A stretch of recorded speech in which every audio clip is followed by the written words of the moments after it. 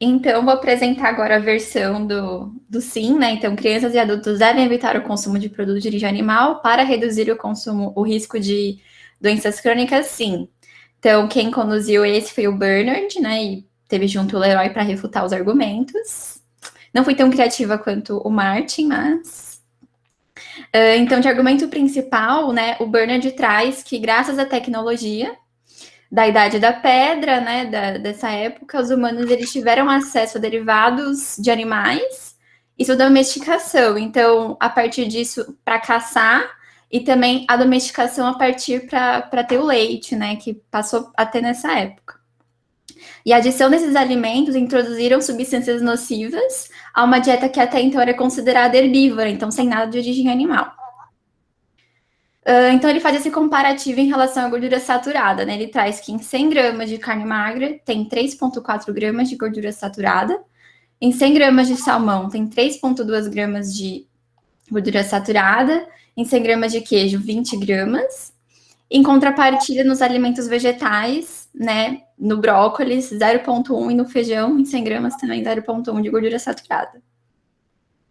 Em relação ao colesterol, em 100 gramas de carne magra, tem 83 miligramas de colesterol. Em 100, tem 85 de colesterol sem de salmão. Queijo cheddar, 58. Dois ovos grandes, 362 miligramas de colesterol. E aí já os alimentos vegetais, né, não possuem colesterol. Ele traz agora em relação ao ferro M, né? Ele vai separando em nutrientes, então, em alguns tópicos, então fiz bem parecido com o que ele descreveu. Então, aproximadamente metade do ferro da carne vermelha é o ferro M. E que essa sobrecarga, né, alguns estudos sugerem que está associada a algumas doenças, como doenças cardiovasculares, doença de Alzheimer, câncer, e até isso é possível, né, devido à tendência do ferro catalisar a formação de radicais livres e alguns compostos genotóxicos e carcinogênicos. Agora ele fala da lactose, que a lactose está relacionada com problemas digestivos e que ela vai promover o crescimento de algumas bactérias intestinais patogênicas, que também libera a galactose, que está associada à disfunção ovariana e também ao risco de câncer no ovário, e que em adultos é um substrato para o crescimento de algumas espécies de bactérias enterococos, que é importante para infecções de bactérias multiresistentes. Então, ele traz isso, referencia tudo isso. Agora, em relação aos estrogênios, os produtos lácteos, então, vão ter esses hormônios que é o estradiol, estrono, estriol, que são contribuintes para a mortalidade por câncer de mama e infertilidade masculina. E que a gordura abundante de pessoas que têm uma dieta onívora, né? A gordura abundante e a falta de fibra, né, que está presente nos produtos de origem animal, vão aumentar as concentrações de estrogênio circulante. Então, também seria um fator aí para o aumento. Agora, em relação às fezes, a matéria fecal e patógenos associados são rotineiramente presentes em produtos musculares vendidos no mercado, e até isso me lembrou de uma pesquisa uns anos atrás que saiu da USP, que até saiu em alguns noticiários, que o leite daqui, né, foi encontrado uma matéria fecal muito alta, né, muito além do que a Anvisa preconiza, né, então não só acho que produtos musculares, mas também outros, né, como laticínios, que a gente viu aqui no Brasil. E também produtos derivados de frango vão possuir quantidades muito altas de E. coli que estão relacionadas aí a infecções no trato urinário, e que essas práticas agrícolas de origem animal, né, vão também trazer alguns patógenos fecais para frutas e vegetais que até então não teriam esse tipo de patógeno. Agora, em relação ao câncer, né, ele traz vários artigos, né, de que os onívoros têm um risco aumentado aí para vários tipos de cânceres. Traz esse estudo que o consumo de laticínios foi associado ao câncer de próstata fatal, e também devido ao aumento do fator de crescimento semelhante à insulina, que é o GF1, e a interferência da homeostase de vitamina D. E aí ele dá uma ênfase maior a esse estudo de baixo, que eu pontuei, que é o Life After Cancer Study, que foram dois grupos. Então, as mulheres diagnosticadas com câncer de mama um grupo consumiu maior do que uma porção de laticínios integrais por dia, E isso foi associado a 49% maior o risco de mortalidade de câncer de mama. Já o outro grupo que consumiu, foi a comparação, né? E outro grupo consumiu 0,5 porções, menor que 0,5 porções por dia. E ele traz também que, em contraste a isso, o consumo de soja está associado à redução na incidência de mortalidade por câncer de mama. E a soja é um alimento bem predominante na dieta vegetariana. Agora, falando de doença cardiovascular, que a gordura saturada e o colesterol vão aumentar o LDL, e isso vai ser agravado aí pela falta de fibras, né, na dieta. O consumo de carne também está associado ao aumento da pressão sanguínea, e que dietas onívoras vão promover ali um crescimento intestinal que vai conseguir converter a L-carnitina para o TMAL, que é um composto pró-inflamatório que está associado aí a doenças cardiovasculares e neurológicas. E já as dietas à base de plantas, elas vão ter o efeito do quê? De diminuir o LDL, a pressão, o TMAL, e vão ser ricas em antioxidantes que vão contribuir não só para esse contexto, mas também para alguns outros. Ele traz uma ênfase aí nesse estudo PREDIMED, que quanto mais os indivíduos seguiram padrões alimentares vegetarianos, menor foi o risco de mortalidade. Agora ele fala também da doença de Alzheimer, que teve esse estudo, que é o Projeto de Saúde e Envelhecimento de Chicago.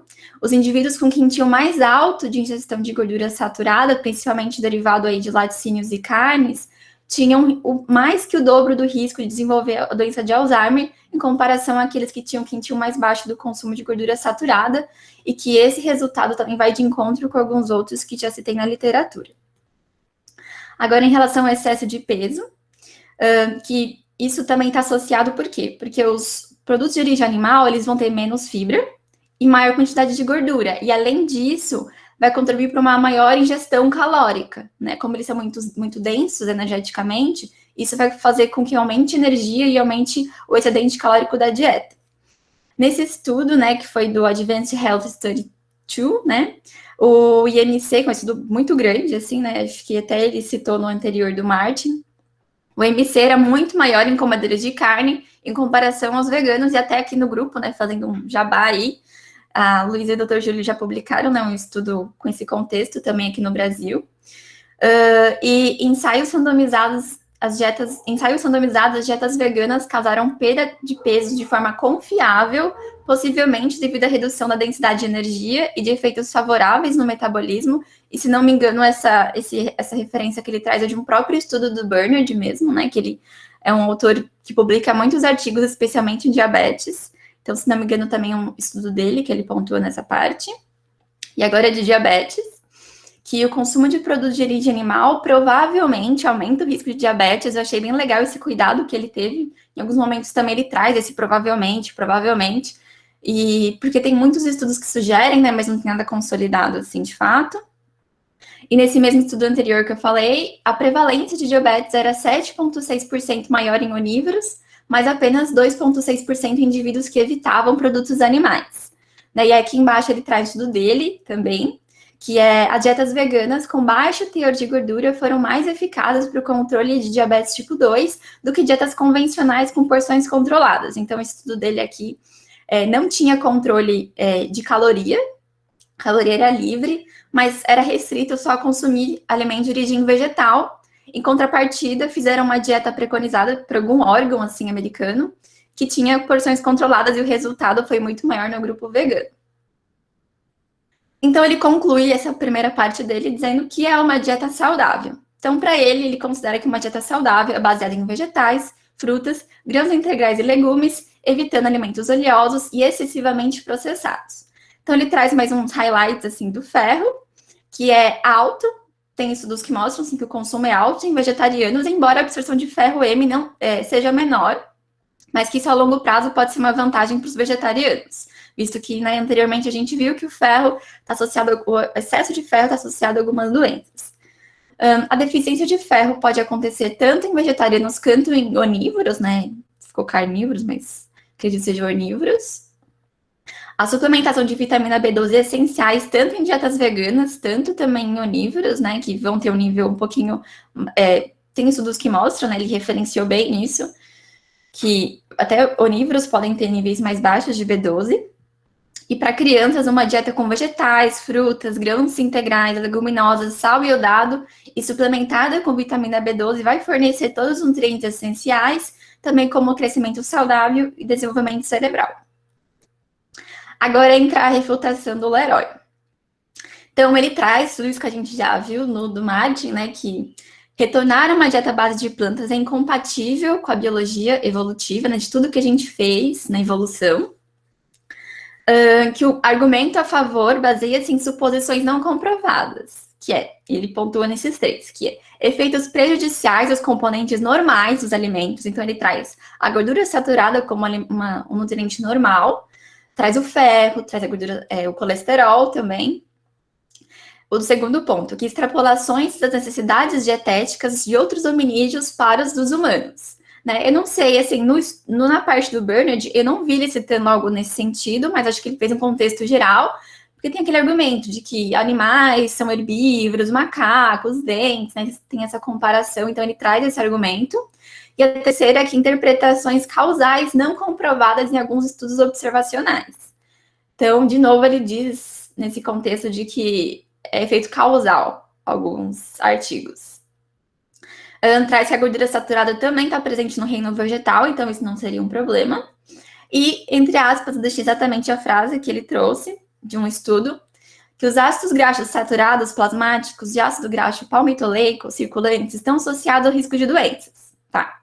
E que esse perfil adverso de ácidos graxos plasmáticos resulta no aumento da ingestão de carboidratos, não do aumento de gordura dietética. E aí eu achei um pouco confuso, porque eu nunca tinha lido nada nesse sentido. Eu fui atrás desse artigo, não consegui dar muita atenção, mas o artigo foi dividido em vários grupos, assim, não quero nem me prolongar muito nisso, mas como ficou, é uma fala bem enfática, assim, que ele traz. O estudo era com vários grupos, né, e quanto mais carboidrato ele comia, menor era o consumo de gordura. E o grupo que consumiu mais carboidrato teve essa associação, né. Só que todos os grupos consumiam muita gordura saturada. Assim, eu não tive muito tempo para olhar, para pesquisar, mas eu achei um estudo, assim, não entendi muito bem o desenho do estudo. Então, só para trazer essa dúvida aí no que ele diz, que foi uma coisa que me impactou bastante, e para quem se interessar também ficar com essa dúvida também, para a gente ler esse artigo e ir atrás. Traz um estudo que diz que em mulheres na pós-menopausa, as maiores ingestões de gordura saturada foram associadas na menor progressão aterosclerótica, enquanto foi oposto para carboidrato, né? Então, em alguns momentos ele traz bastante isso do carboidrato, que o problema é o carboidrato e não o consumo de gordura. Focar na redução do colesterol ao maior grau possível vai negligenciar a complexidade fisiológica, e que, em vez disso, é importante a gente enfatizar padrões mais saudáveis de alimentação, que vai ser direcionado para o aumento do HDL, diminuição de triglicerídeos e diminuição de LDL da dieta.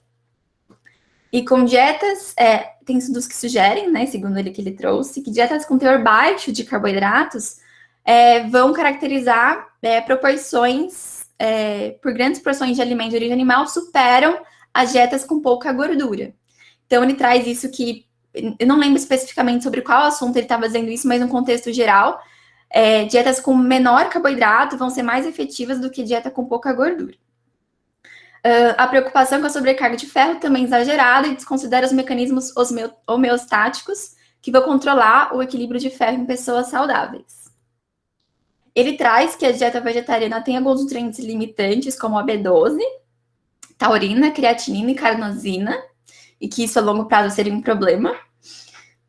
E diz que tem alguns nutrientes precursores, como o retinol e o DHA, né, a ALA do ômega 3, que tem baixa disponibilidade de alguns nutrientes, como ferro e zinco, e menor valor biológico de alguns nutrientes, como a proteína. Né? E a gente sabe também, o Bernard nem se tentou a refutar isso, porque talvez ele seja tão consolidado já, mas esse contexto de valor biológico já caiu há um tempo, né?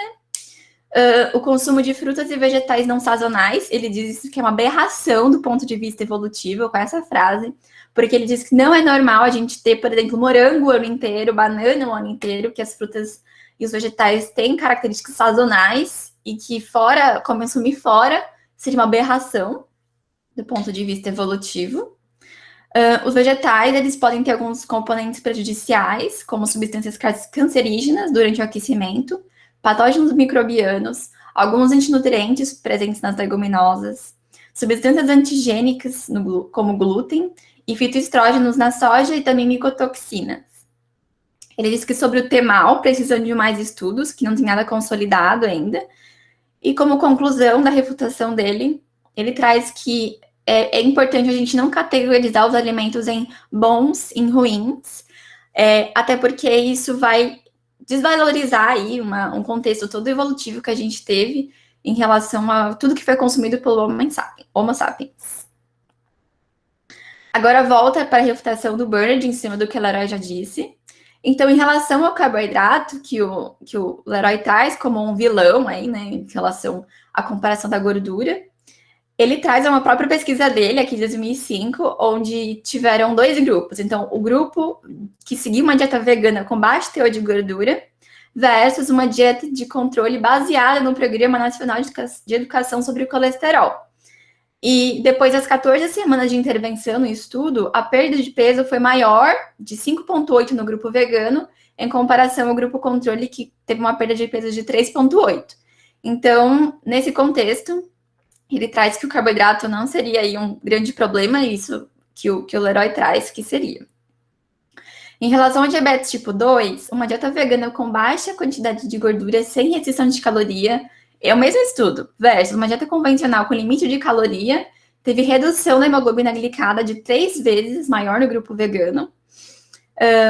Os efeitos das dietas à base de plantas no controle glicêmico, pressão arterial e lipídicos plasmáticos foram resumidos em algumas meta-análises e não são, e essas são as aspas do Bernard, previsíveis, consistentes e clinicamente importantes, né? Então, ele reforça que os estudos são sim bem desenhados, são sim que são importantes, né? E não há mais dúvida, essa também é uma frase dele que eu quis trazer, não há mais dúvida de que evitar produtos de origem animal é uma escolha saudável.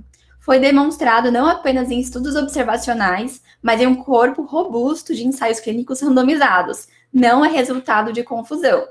Então, é muito importante isso que ele traz, porque o Leroy taca muito nessa questão de os estudos não são fortes, do temal também, ele fala que alguns resultados são resultados de confusão, né? Então, o Bernard, como um grande pesquisador aí, né, acho que ele ficou ofendido e reforçou bem esse ponto. Dietas do Mediterrâneo também são positivas para doenças cardiovasculares, mas fazem pouco em relação à perda de peso. Dietas cetogênicas podem sim reduzir temporariamente o peso corporal, mas vão piorar o LDL, né? Já que o Leroy traz essa questão dos carboidratos, né? O Bernard traz essa comparação. Que evitar produtos animais vão trazer benefícios em relação ao peso, a glicemia, LDL e pressão. E ele também, eu trago isso entre aspas, que foi uma frase do Bernard, que diz que o Dr. Leroy sugere o aumento do HDL em dietas carnívoras. No entanto, a ideia de que o aumento do HDL reduz o risco cardiovascular foi posta de lado. Então, ele traz essa meta-análise que justifica isso, com 108 estudos. E as elevações do HDL induzidas pelo tratamento não reduziram o risco de eventos e mortalidade por DAC ou mortalidade total. Então, ele traz que não só aumentar o HDL, mas também reduzir colesterol e gordura saturada é efetivo. E, por fim, ele termina dizendo que a chegada do Covid-19 deve ser um lembrete para restringir o consumo de derivados animais. Então, ele finaliza aí com pontua isso muito importante, né? Que realmente é um lembrete diário do que a gente tem dos efeitos aí de uma alimentação baseada em carnes, né? E é isso. Obrigada. Parabéns, Laís. Está muito boa a tua apresentação. Gostei bastante. Legal. Obrigada. Muito bom também, gostei bastante. Luísa, quer comentar alguma coisa a respeito? Sim, muito interessante também. Acho que eles acabam... Enfim, né? Poderia ser um artigo só, né? Eu fico pensando, tipo, eles montaram os dois, mas querendo deixar cada um mais com uma cara, mas não deixa de ser ali a dobradinha entre eles. E acho que vai na mesma linha, né? É importante a gente lembrar dos outros pontos. mas cada um ali com o seu ponto de vista, acho que tem muita coisa que a gente acaba aqui já tendo também a nossa tendência por ver mais, né? A gente acaba olhando muito estudo com evidência positiva, então tem muita coisa que a gente, eu particularmente acabo discordando, né? Quando eles colocam em questionamento se não tem evidência significativa do efeito para proteção cardiovascular, né? Principalmente nas partes que a gente olha mais aqui dos estudos que a gente debate. Eu achei legal porque o Bernard não diz isso sobre nenhum estudo do que o Leroy traz, assim, né? Eu senti que o Leroy tentou, às vezes, muitas vezes, sem muito argumento, falou, isso não tem relevância significativa, enfim. Então, isso é legal que o Bernard tem esse cuidado, né? Assim, eu acho que até por ser vegetariano, por estar pesquisando isso há muito tempo, já sabe muito bem onde ele está andando também, né? Eu senti um pouco isso. Que tem algumas coisas até repetitivas, essa questão de evolução, assim, eu sinto que o Bernard estava um pouquinho mais... a gente fala muito sobre isso, a gente que estuda, né, tem muito essa repetição de sempre falar sobre os mesmos assuntos. Então, eu senti que o Bernard sabia mais onde estava pisando e o Leroy tentou forçar um pouquinho mais, falando de, isso não tem evidência, enfim. A percepção que eu tive, mas também tiveram coisas muito importantes do Leroy também, gostei. Obrigado. Na verdade, eu queria chamar a atenção a duas coisas, tá? Primeiro, né, é a questão subliminal, né? O que está detrás e que a gente não percebe, né? Que, na verdade, é a minha percepção, de repente vocês discordam, né? Qual a ideia? Estes dois papers, né, foram colocados, na verdade são três, né? Porque tem até um paper terceiro, né? Que é uma espécie de balanço, né? Mas a ideia é que esses dois papers foram publicados na revista American Journal of Clinical Nutrition, uma das revistas de maior impacto em ciências nutricionais, uma das top, né? E a maneira como é colocada, né? Grande debate, que o título, né? Grandes debates em nutrição, dando a oportunidade de igual por igual, né? A dois expoentes, né? De linha. ¿Cuál es la impresión que pasa para el lector mayoritario? No un lector como nós, que no somos especializados no asunto, ¿no? La impresión que da al lector mayoritario es que el asunto, ¿no? de digamos, no prohibir ni banir, mas sí corregir esa cuestión de la alimentación occidental, ¿no? Es una cuestión en debate. Por ese motivo están, ¿no? Tentando esclarecer. O sea, si ustedes no perciben, quien va a leer eso y que no sabe del asunto, fala, esto es un asunto en debate, ¿no? Y esa es la idea y a manera como ellos colocan, que ustedes están colocando, que a Luisa señaló, podría haber sido un paper, pero fueron dos papers. O sea, los dos puntos de vista fueron dadas la misma importancia, las mismas chances. Y ainda más, ¿no? Para ser más, digamos, transparente, digamos, ¿no? Dentro del paper ofrece uno un punto de vista, u otro cuestiona, y al final, el dono de casa, ¿no? Como si fuera un juego de fútbol, dono de casa y visitar, al final él tiene la última chance de rebatir, ¿no? Entonces, la manera como están colocadas, ¿no? Da la impresión como si fuese un tema de igual por igual, de argumentación por igual, ¿no? Y ahí es que yo debo llegar, porque para 2020, donde fue publicada, ¿no? Nós, como estudiosos do asunto, ¿no? Sabemos, estamos convencidos, ¿no? Que en función, ¿no? Das evidencias actuales, que cada década, ¿no? Tem un volumen de informaciones, ¿no? A situación no está en debate, na verdade. No está de jeito nenhum. No tem debate.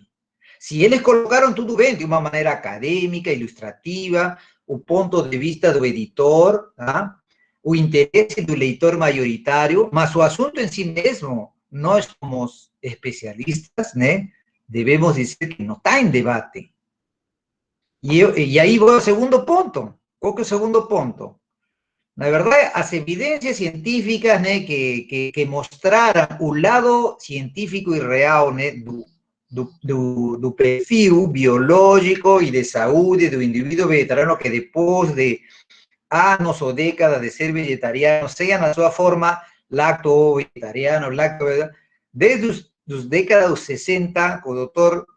Hardy e Starry, né, Aí que se mostrou claramente que o LDL, né, era francamente menor nos vegetarianos que nos onívoros, e daí na sequência, na década de 60, 70, se demostraba en estudos observacionales, en estudos epidemiológicos y en estudos de animales de experimentación, ¿no? Que había una diferencia sustancial, ¿no? Eu, pessoalmente, como profissional, na década de 90, nos primeiros trabalhos que eu já tinha, na época, no meu tempo, na década de 80 e 90, no tempo que eu chego, já tinha evidência suficiente, né, para instituições grandes, né, tomar recomendações desde a década de 80. E o que acontece? Vou colocar três datas, digamos, simbólicas. 2003, a OMS, Organização Mundial de Saúde, faz uma publicação, né, de recomendação mundial, né, onde ele orienta, né, esse questionamento, essa recomendação para diminuir os consumos de produtos animais e carnes, né, já não só a nível da preocupação de saúde, mas também a nível da preocupação da economia, né? Então, 2003 é uma grande publicação pouco conhecida, pouco enfatizada, né? Meio que escondida, né? 2003. Outra data simbólica, 2016, a última diretriz da Associação Americana de Dietistas, que cada 5 anos, né, eles fazem uma publicação que seria, né, a nata, né, dos nutricionistas dos Estados Unidos, né, eles dão a sua última, né, a mais moderna recomendação sobre vegetarianismo e consagra, na verdade, que não, o vegetarianismo é saudável na prevenção e tratamento de diversas doenças e é segura em todas as fases da vida, desde que se tenha todos os cuidados, né, de aporte de nutrientes, né. Isso é 2010. E, finalmente, 2019, um consenso de expertos de todo o mundo, reunidos pela prestigiosa revista Lancet, e uma comissão exclusiva de alimentação, onde se reúnem e tratam aspectos de saúde, do ambiente, da biologia, né? E chegam à conclusão, né, de que o mundo, né, não só quer recomendar, ele não tem escapatória, ele não tem muita escolha, ele tem que adotar a dieta planetária, né? A dieta planetária para a prevenção de pelo menos 11 milhões de mortes por ano, só através da dieta, né? E melhor futuro para a humanidade. E nessa dieta planetária, né, comparado com a dieta que está se defendendo aqui, que é a dieta comum e corrente ocidental, né, praticamente uma dieta que a carne praticamente se recomenda a uma quantidade mínima, de mínimo para zero. De mínimo para zero, né? Então, dessa maneira, né, queria só enfatizar esses dois pontos, né, a questão subliminal, né, e a questão, né, da situação atual, né, sobre essa recomendação, tá? À vontade, pessoal, quiser comentar. Luísa. Carol, pode soltar e falar. Acho que você levantou a mãozinha, né? Não, acho que foi o Walter. Ou foi assim? Ah, foi o Walter, desculpa. É que aparece aqui no cantinho e para mim estava do lado da Carol. Sou meio perdida aqui nesse Meet. Então, Luísa, enquanto vocês falavam, enquanto a Laís apresentava, veio um insight aqui da época que estava sendo construído o Guia Alimentar para a população brasileira, essa reformulação, né? Porque ela traz lá pelo Bernard um conceito do que seria alimentação saudável. E assim, não sei se vocês perceberam, mas vem bem de encontro com o que o Guia, né, Alimentar para a população brasileira traz, e que tem sido uma questão bem pertinente, né? O Dr. Júlio traz aí, né, o rol, o número de evidências que vem mostrando isso, não só quando o Herói traz isso, né, meio que tentando, eu senti a mesma coisa que a Laís, descredenciar, né, das evidências relacionadas ao vegetarianismo em alguns pontos.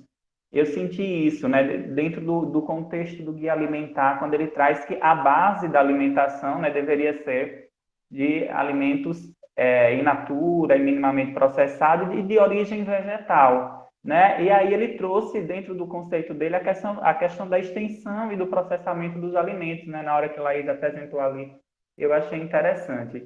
E olhar o Leroy também traz algumas reflexões, né? O quanto que a gente sabe que o cômputo de estudos da dieta vegetariana ainda é menor, se a gente for analisar, não em termos de evidência, ter um número menor de estudos não quer dizer que tem menos evidências, né?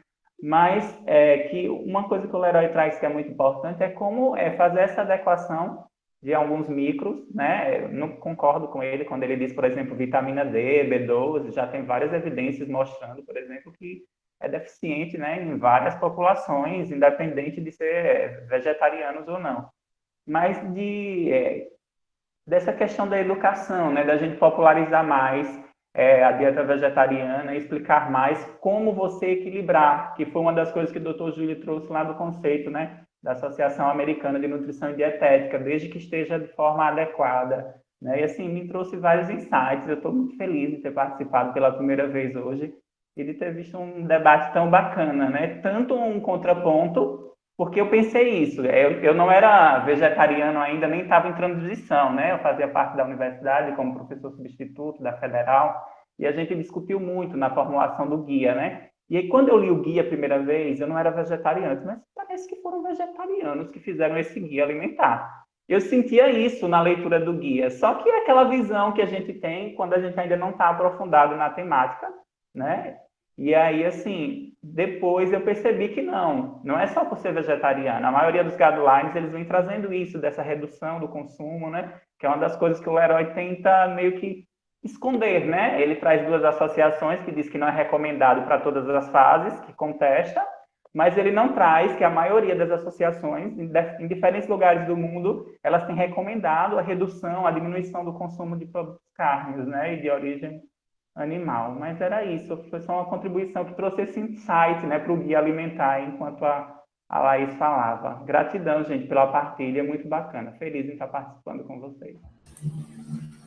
Obrigada, Walter. Acho super legal aí seu comentário mesmo, e bem nessa linha, assim, você foi falando, eu fui pensando, concordo mesmo com tudo isso. Eu acho que quando ele fala que, ou como o Júlio falou, né, que assim, muito do que ele fala parece que quer dizer mantém como está a dieta, né? Só que daí são coisas também muito diferentes, né? Que uma coisa é o que o guia fala, né? O nosso guia aí, que é mais moderno, tem sido seguido tal por muitos lugares. O que o guia fala, ele é muito diferente do que as pessoas fazem, né? Já são duas coisas diferentes, e o que a gente tem de evidências mostrando que tem que reduzir para impacto de saúde ambiental e tal.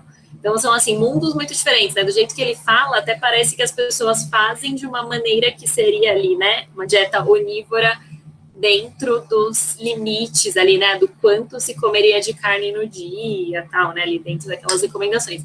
Então, assim, que claro, né, ela tem lá suas densidades de alguns nutrientes específicos maiores, mas qual é a proporção que uma pessoa vai comer isso, né? Se fosse na quantidade correta, né, daria para fazer a troca. Então, perfeito, acho que fica bem num limbo, assim, que gera uma confusão para quem não tem, né, esse conhecimento da prática de, mas quanto que as pessoas fazem mesmo? Na verdade, elas consomem muito mais do que deveriam consumir, né, de uma forma muito mais desequilibrada, e aí dá todo essa infinidade de desfechos que a gente vê, né.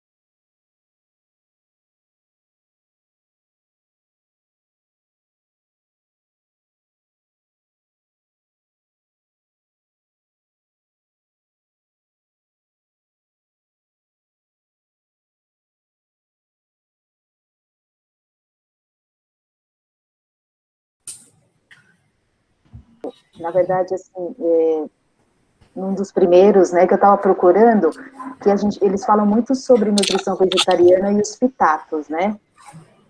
E aí, nesse livro do Comer para Correr, do Michael Greger, ele fala muita coisa sobre a importância também do fitato, né? Que o fitato não é também o pior dos nutrientes, que ele dificulta, que ele faz, ele mostra, ele tem, acho que, ele fala 2 páginas do fitato, 2 páginas só sobre o fitato, da importância dele na parte de diminuição do excesso de ferro no corpo, de está associado também à diminuição do câncer, à diminuição anti-inflamatória do organismo, imunidade. Então, assim, eu acho legal que a gente vai conhecendo muita coisa sobre os nutrientes também, né? O fitato é óbvio que ele em excesso, a gente tem formas de minimizar, mas ele não é o vilão, ele também traz seus benefícios.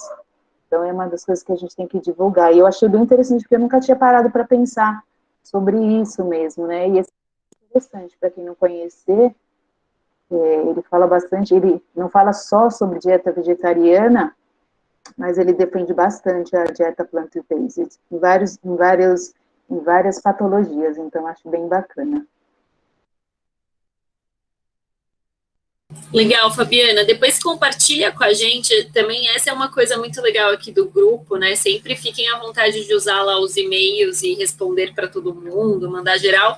Manda essa referência para a gente. Eu particularmente não conheço. E aí acho que é legal a troca. Interessante. E acho que é um assunto mesmo, assim, que a gente tem muito pouca coisa, né? O que a gente vê é bem pouco e muito nessa linha do antinutricional ali, né? Então, sempre passando essa impressão de agir como de um jeito negativo, né? Para os nutrientes aí considerados essenciais.